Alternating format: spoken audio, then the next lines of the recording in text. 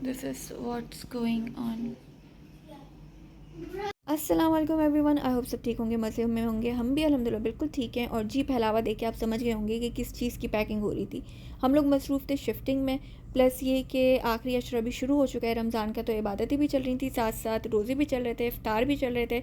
मगर अल्हम्दुलिल्लाह for such good friends जिन्होंने हमें इफ़्तार बना के भेजा, वरना तो भाई हमें खाने पीने का भी होश नहीं था इन दिनों। लेकिन फिर भी अल्हम्दुलिल्लाह इबादतें भी हो रही थी, खाना पीना भी हो रहा था, पैकिंग भी हो रही थी। और ये हम सामान लेके आ चुके हैं। एक्सपेक्ट लाइफ एक जगह से सामान सब उठा के दूसरी जगह लेके जाना, और काफ़ी थक गए थे, तो बस सैरी करके हम लोग आराम किया थोड़ा। उसके बाद फिर से काम पे लग गए। जो असेंबल करना था फर्नीचर वो भी साथ साथ हो रहा था। और मेरी बेटी की बर्थडे थी, तो केक मैंने घर में ही बेक किया था, जो कि बहुत मज़ेदार बना था। और आहिस्ता आहिस्ता चीज़ें जगह पे आ रही हैं, आहिस्ता आहिस्ता हम अरेंज कर रहे थे। साथ में आखिरी अशरा है तो इबादतें भी चल रही थी, मस्जिद में क़याम के लिए जा रहे थे, तरावियों के लिए जा रहे थे। और मौसम अच्छा है तो तरावियों के बाद हम लोग अक्सर वॉक के लिए निकल जाते थे। और जब वॉक के लिए निकलते थे तो घर के छोटे मोटे काम करते थे। यहाँ पे मैं आई हूँ ग्रोसरी के लिए, और पता नहीं प्याज का क्या काल पड़ा हुआ है, कुवैत में प्याज ही सही नहीं मिल रही है। साथ में ईद की भी शॉपिंग चल रही थी। ईद की शॉपिंग तो ऑलरेडी मैंने पहले ही कर ली थी, लेकिन जो छोटी मोटी चीज़ें होती हैं ना, बस वो लेने के लिए हम निकले थे। और आसपास हम देख रहे थे यहाँ पे क्या करीब मॉल है।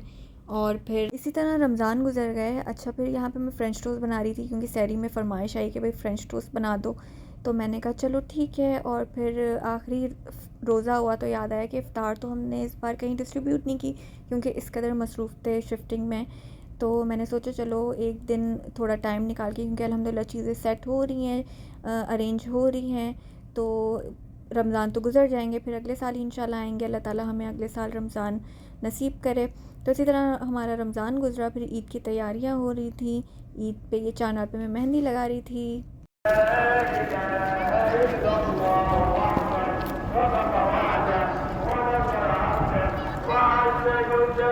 ईद मुबारक। तो ईद की नमाज़ पढ़ने के बाद हम पराठे लेके आ गए थे। उसके बाद हमने पिक्चर्स क्लिक की और फिर सो गए।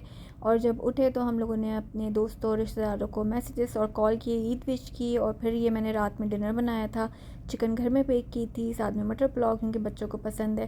पहला दिन तो यूँ ही गुजर गया। फिर दूसरे दिन हम बच्चों को लेके बाहर गए, तो एवेन्यूज़ गए थे। बहुत ज़्यादा क्राउड था सेकंड डे पे, लेकिन फिर भी हमने कहा चलो यार, कुवैत में मॉल्स हैं या बीच है, तो हमने कहा चलो मॉल्स चलते हैं। रात में निकले थे, बीच का कोई फ़ायदा नहीं होता।